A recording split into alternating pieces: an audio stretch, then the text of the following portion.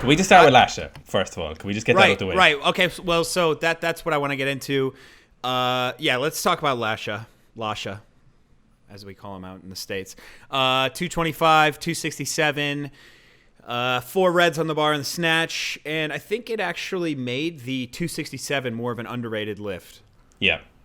You know, everyone was talking about the 225, but I think 267 was a long time coming, beating Pisarenko's 266 in 1988. So I can tell you one thing. What's his name? Ripito. That was his main argument for why everyone sucks, is that world record has lasted this long, and now it's gone. That was one of the things. He's like, oh, coaches don't know what they're doing if they can't beat a record that's been around for, that's not how it works. decades. It's not how it works. Yeah. You have to take into account the level of drug testing that's going on. It's just not the same. Do you, Seb, you probably have a better opinion or a strong opinion on this, but do you think this makes him the greatest weightlifter ever? I don't think it does, but it's definitely the greatest super heavyweight ever. So, yeah. But the only metric now is Sinclair. And even Sinclair, he's now number 2. Like, with that total, he moved ahead of Jurek Vardanian and Zakharevich. So he's now, like, entered that no man's land between those guys and Naeem. Technically, until he hits 501, he's not going to beat that Sinclair.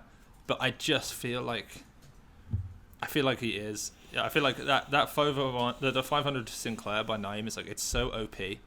Like, it was just in a time where you almost can't compare properly. And so if you just compare, like, athletes are getting better, training's getting better. So, but we're not lifting as much as we did in the 80s. So there has to be a reason. The reason is probably the difference in level of drug testing. So to have someone now that good makes me think that if he was around in the 80s, he would have already been doing like 230, 275 or some shit. So the thing someone told us who was at the Olympics, they said that he wasn't tested at the Olympics. So if he's not getting tested, then it doesn't matter. He's essentially on 80s or better, drug taking, because he's obviously not getting tested at home in Georgia. Yeah, of course. And if he's not getting tested at the Olympics, he's definitely not getting tested at IWF Worlds in Uzbekistan. Like, there's no way he is, So I think I don't think we'd see a huge increase in performance in competition if he was on the unfettered drug testing kind of round, because it's basically where he seems to be at right now, which is weird. I wouldn't have put Georgia with that political power, but Yeah, and I think that's ultimately what I want to talk about here. I made that I scrambled to make that technique video where I just kind of talked about the 2 lifts, very quickly gave some analysis, and then also, was amazed at the lifting of Lasha.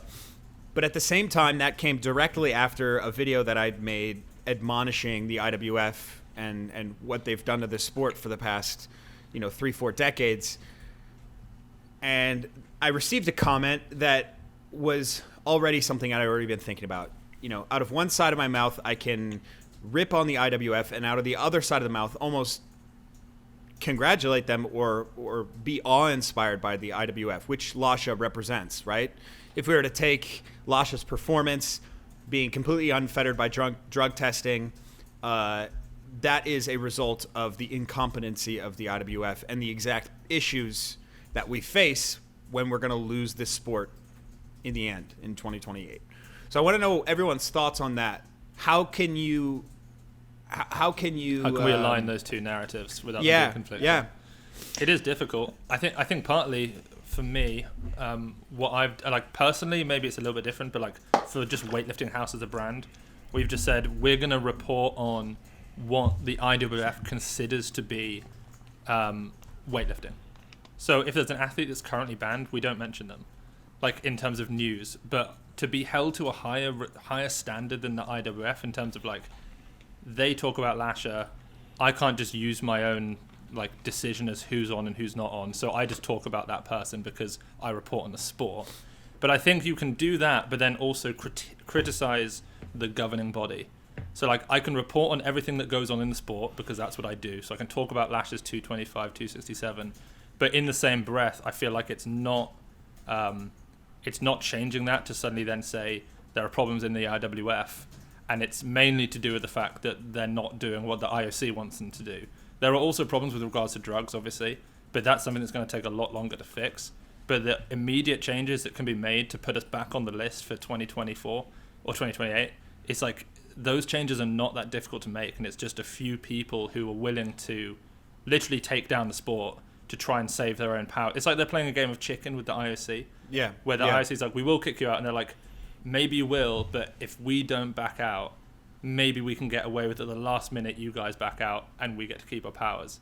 And it's like, you really need to not be there anymore. You shouldn't be in the IWF. So like, I sort of comment on the IWF as a business being faulty and having to make changes, whilst also then talking about what they consider to be weightlifting, which is anyone who's allowed to compete in the IWF. Oh, and what do you think? I suppose from Seeker Strength's point of view, is something we've always said we don't care. It's not something that bothers us too much. And we've always said that, and we've never really been too bothered by what people do, because it's not really. There's a lot of other things we could be worrying about, and then from the IWF point of view, the drug testing is something we've always said is just kind of a means to an end for them. Lasha doing this 225 or 225 and 267 isn't the reason the sport's been kicked out. It's been kicked out because, like Seb said, the IWF is not doing what the IOC wants. The IWF could do what the IOC wants, and Lasha could have still hit these under those circumstances. They're not really looking for an eradication of doping. It's just a means to end for the corruption, and they've been giving particular clear directions that they need to do it, and they just seem incredibly belligerent, like so headstrong. It's unbelievable. That's kind of what I'd see with this. Lasha hitting this. The one interesting thing about Lasha hitting this is the fact that we're even talking about this, and we're all, rather than everyone happy with the world record, we're now at a stage of weightlifting which is interesting, where we're just talking about it, because like you guys know, for Seb, you in particular, if someone hit this 10 years ago at like London or whatever, no one was ever talking about this. When Ilya did his performance, no one was saying, oh look, this is clearly a result of drugs. Everyone was just happy at the performance, but at the same time most of us knew what was going on. So it's an interesting dynamic. Doping's never going away. I don't know if you guys saw the genetic doping video I did, but yeah, doping is only going to get more intricate, if not already intricate, and there'll be genetic doping versus traditional performance enhancing methods, so it'll only get more complicated, more extreme. Like, doping is going nowhere, so I don't know if we want to spend the whole half an hour talking about should doping be a thing or not, but it's no. I don't think Lash is to blame, if you don't understand what I mean. No, and I know no. a lot of people will disagree with me, but I heard he's a tiny little minute. I heard a really interesting take while I was at Worlds, and I won't name the person just in case, but someone we all respect, and they were saying that what anti-doping is a way for the IOC to level the playing field, to keep all countries invested in wanting to be in the Olympics. So at the moment, most of the medals go to a few countries, but they want every country to be paying the IOC to be involved in the Olympics. So every now and then they go in with their drug testing, they might do it to Russia, they do it to other countries, and test a load of people, and suddenly that country loses the medals get spread out, and then all of a sudden you've got Cameroon wins a medal in some event that they weren't necessarily going to win it in before. Suddenly that person becomes a huge, athlete in the country. Money starts flooding into that country to start pushing more into the Olympics. And so all the chips pile up. It gets too much in the hands of a few. Drug testing comes in, spreads it out. All the countries that suddenly receive the extra little medals that they weren't going to get. Funding comes in, goes back into the IOC, and then gradually you get that sort of pyramid structure again, and it comes down.